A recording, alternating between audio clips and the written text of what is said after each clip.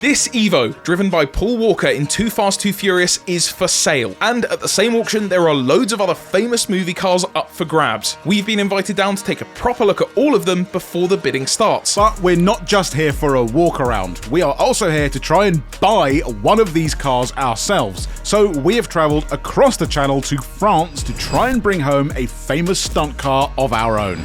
We are here in France, not in England, at the Museum Movie Car Central, because we're here to bid on one. There is one car here today, which we'll show you later on, that we really want to put a bid on, so we've come for a closer look. Yeah. But in the meantime, there are a few other things that we can look at. Some cool things. So we start with the big green guy behind us. The big guy. Now, if you're 30 odd, that kind of age, Too Fast and Furious, Evo, Americans, you can't even get these. The thing is, you might think most of these cars are replicas. Some of them are replicas. That is not. That is the car that was used on screen. That's from it. That's the car. Paul Walker drove this car for scenes in the movie. Now, there's going to be an issue here, because Ben behind the camera hasn't watched any Fast and Furious, so he's going to be very confused as to the quotes that we're doing. You learned something before. They weren't going to use an Evo originally. So they weren't going to use an Evo. Before they made the movie, they were talking to a bunch of manufacturers. They went to Nissan, because obviously Skyline and whatever else. Then they went to Opel. Yeah. Not for a Corsa, they went for an Opel Speedster. So that's like the VX220, like the car we've had on the channel. Could you imagine that? This is stunt car number 1. There are only 4 cars made, so it's not like there's a load of them. This is an Evo 7, which the US, I think you said before, the US didn't get. Never got that. But the 8 was just about to come out, which was the first Evo that was going to go to the US. In left-hand drive. drive. They said, you need to make the Evo 7 look a little bit like an Evo 8. And you'll also notice that it's left-hand drive. Yeah. Something that, for some reason, I've only just noticed now. Yeah. That must be exceptionally rare in an Evo 7. Because this is a correct Evo 7 chassis. I mean, this is literally the car, Ben, where they did the stare and drive. Also, apparently this is the only one of all of those Evos that was fully tuned up to about 330 horsepower, and it was set up for stunt driving. I say both of these things are wired up like I've never seen before. No. This is a really tough day for Ben, if I'm honest. You see Dave down the road with this livery, you're like, oh, he's a bit at the bell end. But for Too Fast, Too Furious, this is totally fine. I would recommend that you save your spray for the way back, if possible. Do you reckon you could drive this extremely fast in reverse? Yeah, I think I would. People like the Evo. It's got a high reserve, that sort of thing. Yeah. But this is one of the most iconic Fast and Furious cars on Earth, and yet it was in the movie for about 3 minutes. Yeah, he loses it. Instantly. Yeah. It's in the first race, and then it's gone. That is the hero car of Too Fast, Too Furious, but that is the Fast and Furious car in my head. It has an entrance, unlike any other car. Going over that bridge, the neons, the noise, the music, and then it arriving, coming through a crowd, nitrous purge. I just watched the intro of Too Fast, Too Furious. Every now and then, that'll do. I'll watch that. Just one of the best. So this is a GTT. Yeah, this is not one of the screen-used cars. This is a replica. Are we checking for rust? Oh, no, checking for neons.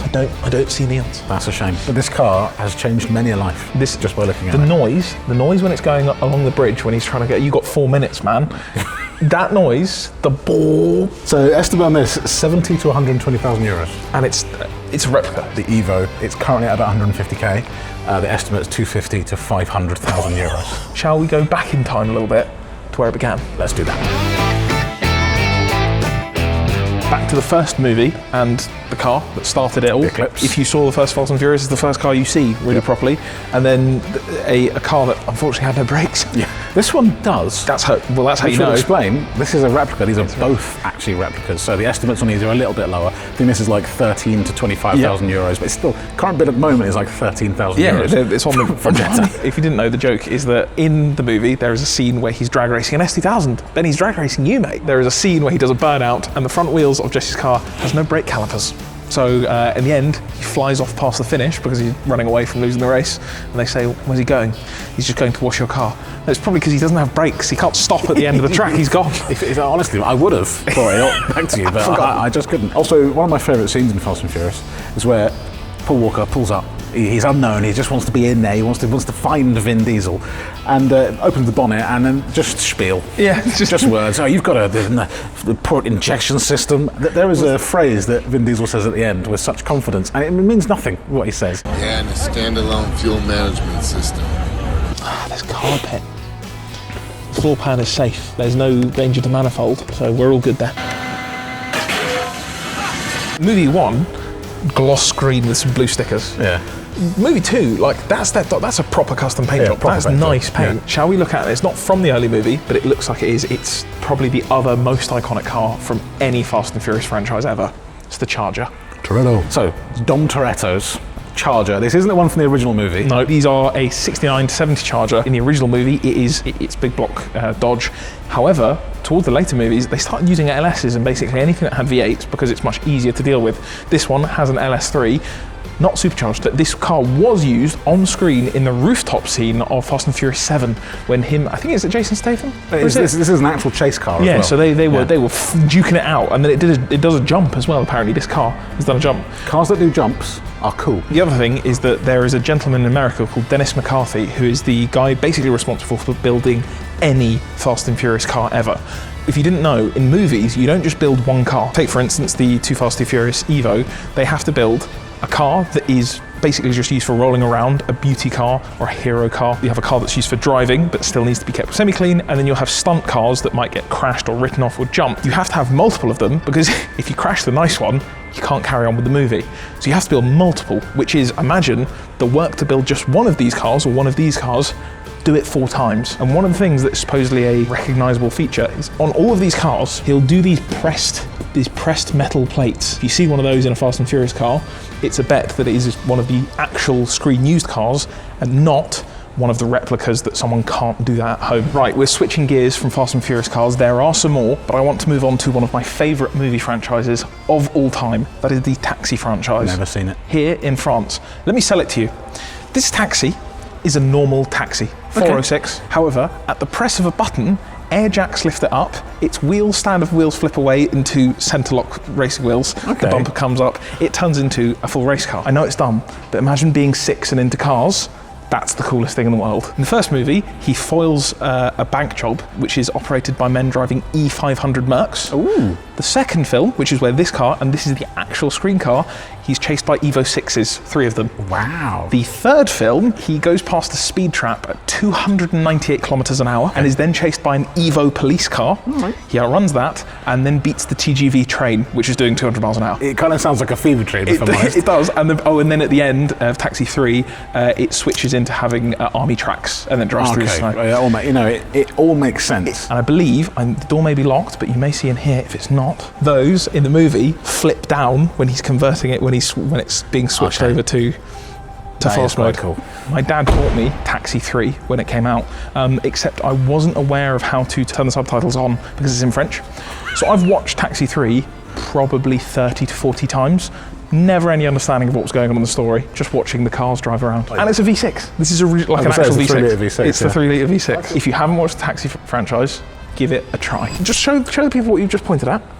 Ben just pointed at that and said to us, why do I recognise this? Where's that from? Are you joking me? What is that? I looked at it and I was like, I've seen this car before, but I don't know where it's from. That's a tough one. That's annoying. If you're not like Ben and you're not a clown, you will know that this is the General Lee. It is from Dukes of Hazzard, but it's not from the original series. It's from the film remake in 2004. 5. This one. 5. Yep. It's the one with Johnny Knoxville and the man from American Pie. Stifler. That's all I can tell you. It has to be said, it might be the most iconic car in movies. A Charger? Because it's Fast and Furious, it's Dukes of Hazzard. It's the baddie in Bullet. Just out of interest, would you ever want to own a stunt car? Either of you? I consider it. Look, if the right one comes up, like an unabused example. Yeah, like a clean one. Like you wouldn't want it to have been jumped or anything. Please talk about James Bond. We may. Potentially the worst James Bond cars. James Bond should not be driving a BMW, and he really shouldn't be going around in a 7 Series. This is Tomorrow Never Dies, which is the only movie I think that E38 was in. Yeah. It's just a bit strange. Like the box opened and it was a 7 Series. James Bond went, I just have a DB5. Before we get into the sort of gadgets and stuff, it's fake. These are M parallels, which are one of the best BMW wheels. Agreed. But you couldn't have this wheel yet on a 7 Series because this is a pre-facelift, which I don't like this front end. I don't remember the self-tapper on the top of the... No, I did find that quite funny. Control it with his phone, which he does, and a good jump in that. He jumps it straight through into the Avis. Straight through an Avis. Also, the way they filmed that was really cool. Obviously, they had to film it without him in it, which meant you could see scenes where there might not be anyone in the car, and there wasn't. You could see, but it's because they had a driver in the back dressed as a seat. Yeah. Or you'd have the spiky things that would come out of the boot. A 7 Series does nearly that with oil anyway.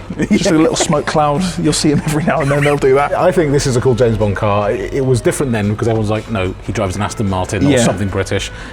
7 Series is a bit odd. It's the James Bond car you grew up with. And this was one of the first James Bonds I properly watched. Yeah. So for me, it was Die Another Day. Long live the Vanquish. So this is supposedly the actual seat. Driven by Daniel Craig as James Bond in Quantum of Solace. He drove this? Yeah, I know. I mean, hopefully there was a car around Impressive. it. Ben just asked if he could sniff it. All this James Bond speak. It's kind of making me...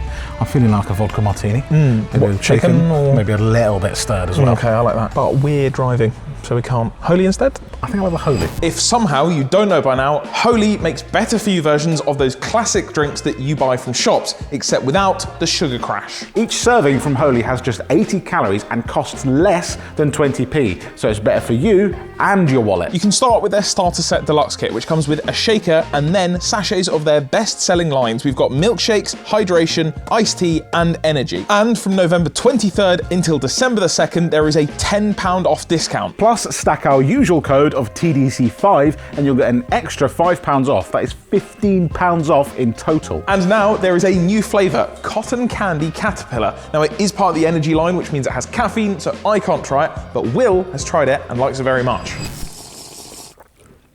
Oh, that is quite nice actually. That is good. Oh, that's lovely. There are also returning flavours such as Frosty Fox, Woodruff Wolf, and Bubblegum Butterfly. So join the soft drink revolution, hit the link down in the description, you can grab yourself some Holy now. So use code 2DC5 for £5 off the starter set, and then you can use code 2DC for 10% off everything after that. Now let's get back to those Fast and Furious cars. But before we do, there was something else that caught my eye. I would quite like that. I looked at this in the auction, it's quite expensive and I don't really know where I'd put it if I'm honest. They call it a life-size one, and Ben asked, how do they know if it's life-sized? Fair point. I mean, there's going to be some conspiracy theorists going, exactly. No such thing. Do you know what? Actually, one of my favourite films, Jurassic Park. So this will be one of the first cars I really liked in a movie. Really? I was obsessed with Jurassic Park. There are only 2 good Jurassic Park movies. The first one and the second one. Everything after that is dross. Car from Men in Black, I believe 2. You got some mates in there. That's us.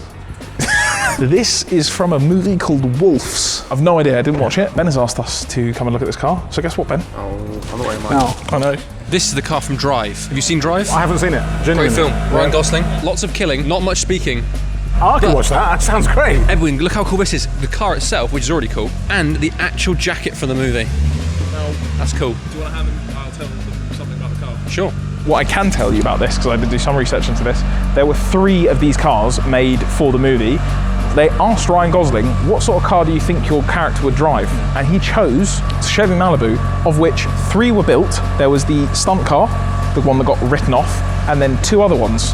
This, and then Ryan Gosling kept the other car himself. He still has it. He also, the starter one, he built the car, did the engine, I think he did, maybe did like primed it and that sort of stuff. But to get in character, he fixed the car himself, and then they went, cool, we'll build 2 replicas, this being one of them. I've got some movies to watch, man. 60 to 80,000 euro. I think that's pretty, if there's only 2 in existence, and Ryan Gosling has 1, I think that's pretty reasonable. This is from John Wick 2, supposedly, and it is a screen-used car. From what I understand, from my memory of it, they go smashing it about in the street, and all of the damage that you can see on this car, you can see he's had a nasty front end smash. And then I'd say, you know what, I'm getting in contact with the insurers straight away. So on these cars, especially when they need cars that are wrecked in a scene or half kind of smashed, they will make versions that have already got the damage on it.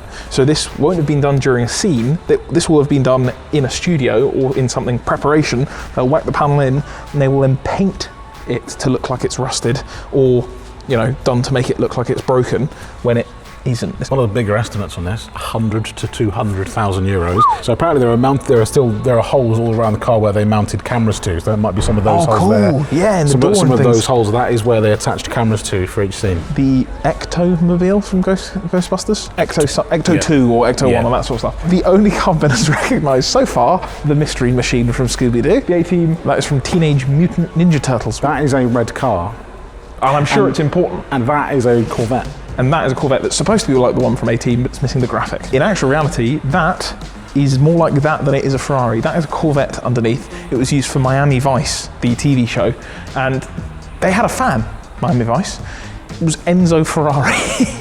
Ferrari liked Miami Vice, but they were very upset with the fact that they were using, this is a Ferrari Daytona Spider replica.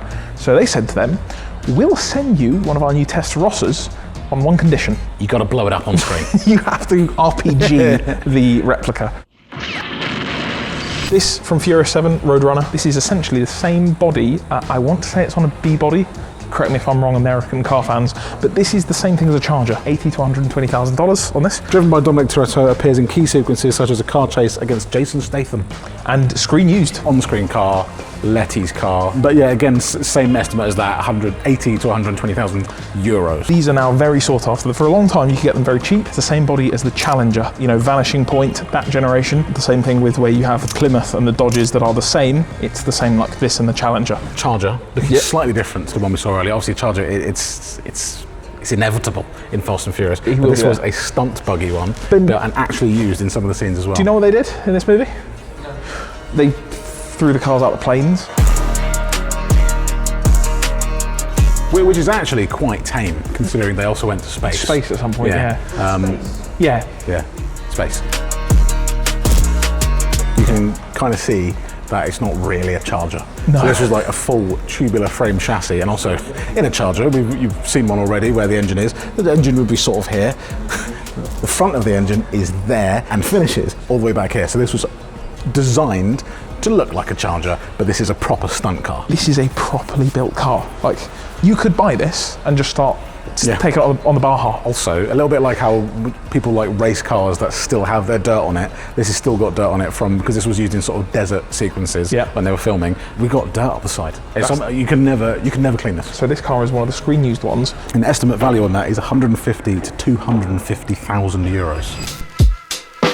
You can see this car is not for running, not for driving purposes. So basically it was going to be static with a green screen. This was Tyrese's car, and it was they would hook it up to a sort of rig that would make it simulate the falling out of a plane, basically. Yeah. So he would have been in the car doing all this, but just with a big green screen behind him. One final car before we get to ours. What do you see before you? Ben, what's this? Buick, a Grand National, a GNX, one of the most sought after American cars of all time. But you can see the steering wheel over there on the left side. Yeah. Now go have a look. Oh, it's normal there, right? Yeah. Now look to your left. So the entirety of this car is back to front. If you open that bonnet, there's nothing under there. The engine is back here. So now you've got a V6 back there that sits basically inside the cabin. This was because in Fast and Furious 4, they did this oil tanker scene where they raced backwards in reverse down there. He can be in there looking like he's doing movie things, and the stunt driver can be sat on this little weird seat with like a boat steering wheel to the side, driving straight down the road. 50 to 80,000 euro on this car, but it actually functions as a backwards car. So again, another stunt car with some cool features. And now, finally, the one that we're interested in, which you would have already seen in the background. Yeah. It's back over there. When you're watching this, if it's just come out, the auction has finished. I know that we've done this the wrong way around, but we also don't want any of you to bid on the car we want. That's why this hasn't come out till now. We're selfish, we don't care.